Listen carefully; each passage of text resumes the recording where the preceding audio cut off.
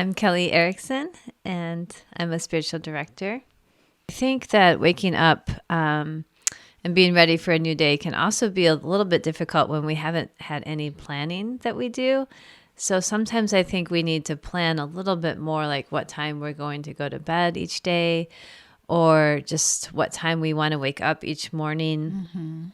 I think it might mean even doing silly things like maybe putting a mug out that you want to have a cup of tea or a cup of coffee in, or even getting the coffee pot ready for the next day. Just having a tiny bit of planning, it might only take 1 to 5 minutes, can really, I think, help us to be able to wake up better. Not only do I set out my mug and my tea for the next morning, but I do like to set out even what I might read when I get up.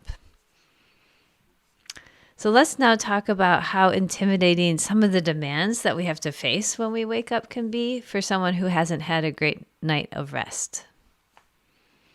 I usually need a lot of space personally in the morning, so I usually get up pretty early, like 5:30 a.m. That's if I have my first appointment at 8 a.m., but I really do try to keep 5:30 even on the weekends, just so I have a regular getting up time. You know, in high school, I would often have times alone with the Lord or my space at night. That seemed like the best time for me. But when I went into college and I had 8 a.m. classes, I actually started to realize that the best routine for me was to get up at 5:30, and I would often go running, or I'd have some space and time with God. And it just gave me a lot of time to get ready before my day started at 8 a.m. So I've been doing that quite a while now, since I was in college. This really helps me stay grounded and rooted the rest of the day. But you know, this would definitely be hard when I would stay up later than I wanted to, when I'd stay up with friends, or when I had little kids and babies, because they would be up throughout the night, or they would get up really, really early, and I just could not pull myself out of bed. So there are definitely times when this routine that I've had since college has not been as easy to follow through on. But in general, this is really what I like and what I keep coming back to as my morning routine. So the first routine that I really think about, which I've mentioned before, is gratitude.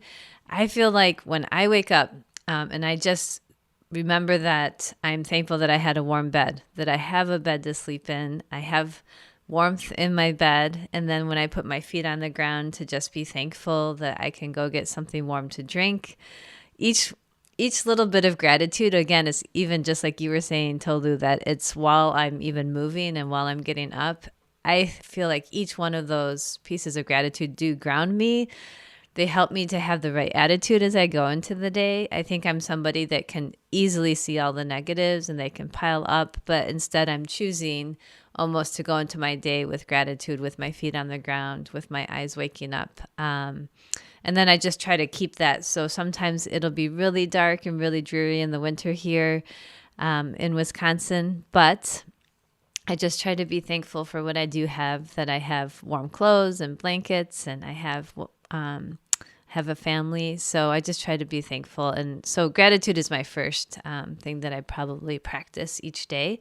And again, that doesn't take a lot of extra time. It just takes the choice, the act of the will to be willing to remember that each day. The second thing is I really love to learn to hear God's voice. And for me, the biggest way that I learn to hear the texture of God's voice and I get to recognize what it sounds like is through opening His Word. And I've been doing this for a long time in my life, but I'm still learning new aspects of what God sounds like, what He feels like, what it's like to draw near to Him.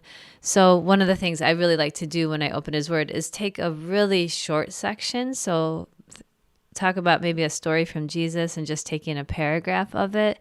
And I read it over multiple times, and I read it really slowly.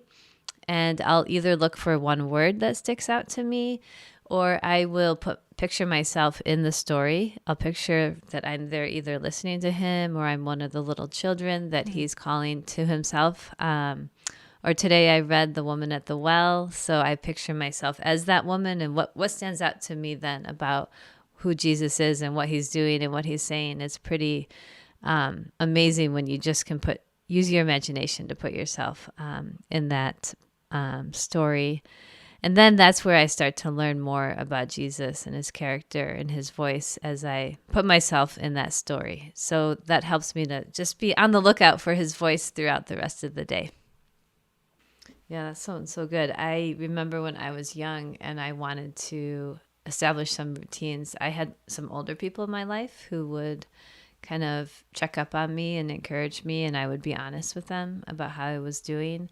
I think since I've kind of grown and become older and more responsible, I always try to go wherever I move to and I find somebody who I feel really safe with, who I trust, maybe who I even pray with, who I can say, hey, I need you to really check up on me on this.